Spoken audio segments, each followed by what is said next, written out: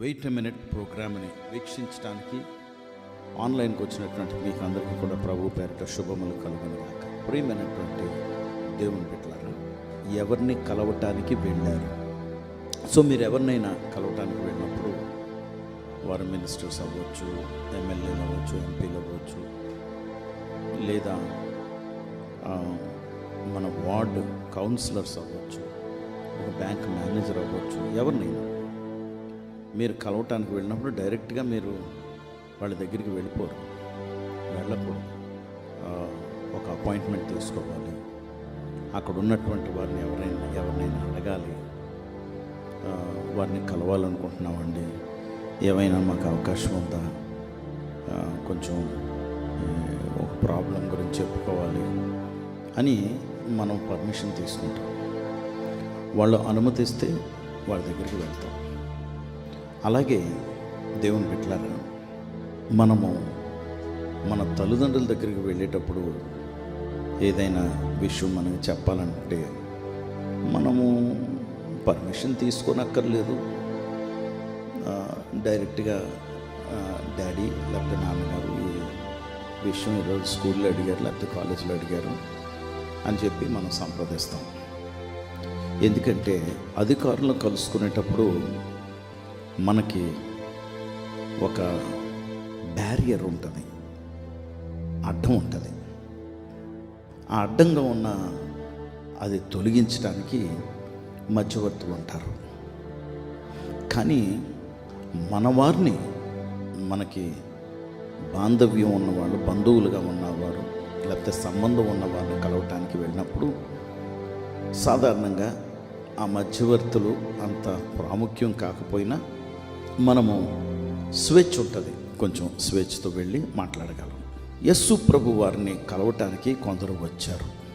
వచ్చినప్పుడు యోహాను సువార్త 12వ అధ్యాయం 21వ వచనంలో ఫిలిప్ అన్నటువంటి శిష్యుడు అప్పుడే ఫ్రెష్గా యేసు ప్రభు వారి శిష్యుడు అయ్యాడు. ఆయన దగ్గరికి వచ్చినటువంటి పెద్దలు అడుగుతున్నారు, ఏమనంటే, అయ్యా sir, we would like to meet Jesus. యేసు ప్రభు వారిని మేము కలవాలనుకుంటున్నాం, చూడాలనుకుంటున్నాం. యేసు ప్రభు వారిని చూడాలనుకుంటున్నాం. we want to see Jesus. అంటే యేసుని చూసి ఏం చేస్తారు? కాబట్టి చూడటమే కాదు, కలిసి ఏదో చెప్పుకోవాలనుకుంటారు. అందుకే ఫిలిప్పుని అడుగుతారు. మనందరికీ దేవునితో పనుంది. మరలా చెప్తున్నాను, మనందరికీ దేవునితో పనుంది. అందుకు దేవుడి దగ్గరికి వెళ్ళాలంటే తిమోతికి రాసినటువంటి మొదటి పత్రిక 6వ అధ్యాయంలో ఏమంటారంటే, ఎవరు సమీపించరాని దివ్యమైన తేజస్సులో ఆయన వసిస్తున్నారు. అంటే తండ్రి అయిన దేవుడు ఎక్కడుంటారంటే 16వ వచనంలో ఎవరూ సమీపించలేరు అక్కడికి, అంత దివ్యమైన తేజస్సు. అలాంటి తేజస్సులో ఉంటున్నటువంటి దేవుడి దగ్గరికి మనం వెళ్ళి ఏం చెప్పుకోవాలన్నా వెళ్ళలేము. So you cannot approach. గుమ్మం దగ్గర కూడా వెళ్ళలేము. మరి దేవుడు పరిపాలకుడు, సర్వలోక సృష్టికర్త, సర్వలోకంలో ఏది జరగాలన్నా, ఏది కదలాలన్నా ఆయన్ని అడిగితే మనము అనుగ్రహం ఎలా పొందుకుంటాం? అందుకే యేసు ప్రభు వారు మధ్యవర్తి. అలాగా ఫిలిప్పు యేసు ప్రభు వారి దగ్గరికి వెళ్ళటానికి మధ్యవర్తి. దేవుని బిడ్డలారా, ఈ చిన్న మాటని కొంచెం తిప్పుతాను కోణంలో. ఏమనంటే, యేసు ప్రభు వారు మధ్యవర్తి అయితే యేసు ప్రభు వారు ఎక్కడి నుండి వచ్చారు? యేసు ప్రభు వారు ఎక్కడి నుండి వచ్చారంటే పరలోకం నుండి దిగి వచ్చారు. ఎవరి దగ్గరికి వచ్చారంటే మన దగ్గరికి వచ్చారు. ఎందుకు వచ్చారు అంటే దేవుని దగ్గరికి మార్గం తెరవటానికి, దేవుడు ఎలాగుంటాడో చూపించడానికి, దేవుడు ఏం చేయగలడో మనకి చేసి మనకి అనుగ్రహించడానికి. అయితే యేసు ప్రభు వారు మన దగ్గరికి వచ్చారు. ప్రార్థన అనేది అర్థం ఏంటంటే మనము దేవుడి దగ్గరికి వెళ్ళటానికి మార్గము. ఎవరి ద్వారా వెళ్తే ఆయన దగ్గరికి వెళ్ళగలమంటే యేసు ప్రభు వారి ద్వారా మాత్రమే. ఎందుకు అంటే యేసు ప్రభు వారు అన్నారు, నేనే మార్గం కదండి. యేసు ప్రభు వారే మార్గం కనుక ఆయన నామమును బట్టి ఆయన దగ్గరికి వెళ్ళగలం. అందుకే ఫిలిప్ దగ్గరికి ఆ జనాలు వచ్చి we want to see Jesus, ఎందుకంటే ఆయన ద్వారా తండ్రి దగ్గరికి వెళ్ళాలి.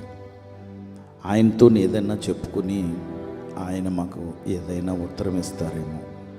దేవుని బిడ్డలారా, కొన్ని సంవత్సరాల క్రితం, యాక్చువల్గా చెప్పాలంటే ఇంచుమించు 30 సంవత్సరాల క్రితం నేను రక్షింపబడ్డాను.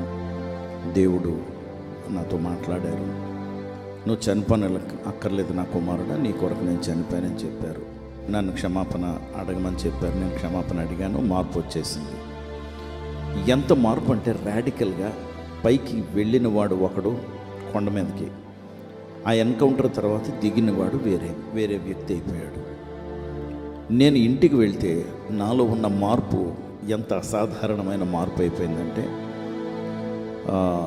నాతో నా ప్రార్థనలో ఏకీభవిస్తూ నా ప్రార్థన వింటూ, ఏంటి నేను ఇలా ప్రార్థన చేస్తున్నాడు, ఎప్పుడూ లేదు, ఏదో అయ్యిందేమో, ఆ పాస్టర్ గారు ఏదన్నా రాసేసారేమో, మందు రాసేసారేమో, మందు పట్టించేసారేమో అని అనుమానం పడ్డారు కొంతమంది.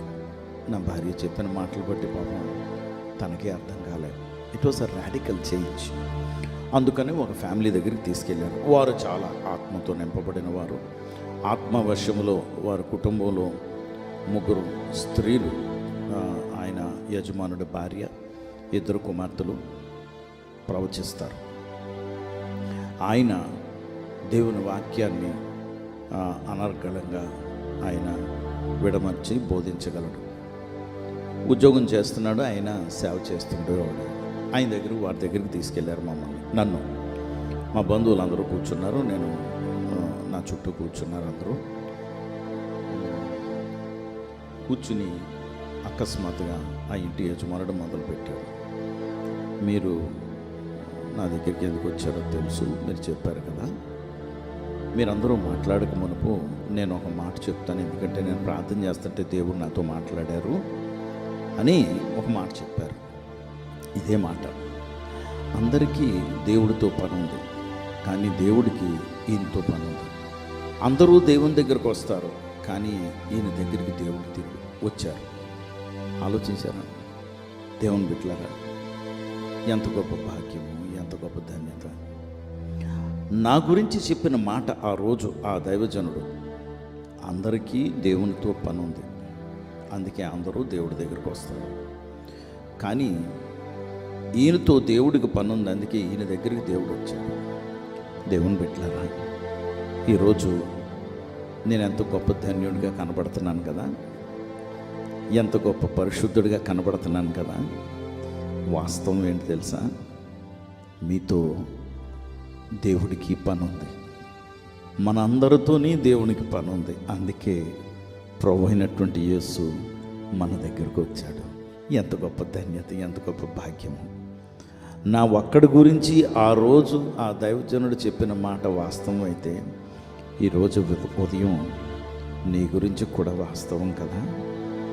ఆ యేసు నీ వైపు చూస్తున్నాడు.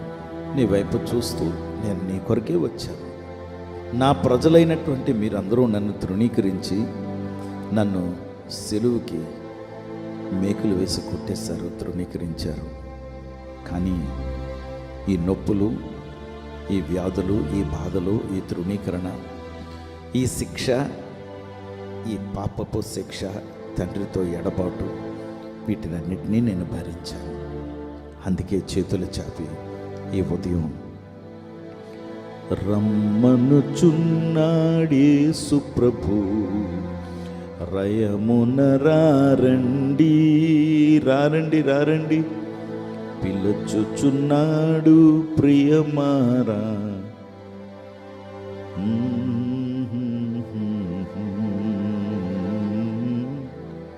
త్వరగా రారండి. ఆయన చేతులు చాపి దినమెల్లా నీ కొరకు ఎదురు చూస్తున్నాడు. వస్తావా కలుసుకోవటానికి? ఆయన ఉన్నాడు, సజీవుడు, చనిపోయి సమాధిలోనే ఆగిపోలేదు, తిరిగి లేచాడు. కనుక won't you come to Jesus? Won't you come and see Jesus? యేసుని చూడాలని నీకు లేదా? ఆ యేసు ఛాతీ మీద నీ తల వాల్చుకుని ఆయన గుండె చప్పుడు వింటూ నీ మాటలు, నీ బాధలు, నీ నొప్పులు, నీ సమస్యలు ఆయనతో చెప్పుకోవాలని లేదా? రా, నీ కొరకే ఆయన ఎదురు చూస్తున్నాడు. Come and speak to Jesus. Come and see Jesus. నీకు నెమ్మది కలుగుతుంది, నీకు సమాధానం వస్తుంది, ప్రతి అవసరతను తీరుస్తారు, నీకు మార్గం తెరుస్తారు. పరిశుద్ధుడా ప్రభువా, నీకు వందనాలు, స్తోత్రాలు. ఈ ఉదయం నాయనా నీ బిడ్డలమే, నువ్వు మమ్మల్ని కలుసుకోవటానికి వచ్చావా ప్రభా? ఇది ఆశ్చర్యం. మాకన్నా మంచివారు, శ్రేష్టమైన వారు, నీతిమంతులు, పరిశుద్ధులు ఎంతోమంది ఉన్నారు. నాలాంటి వారిని నువ్వు దర్శించడానికి ఇష్టపడ్డావా?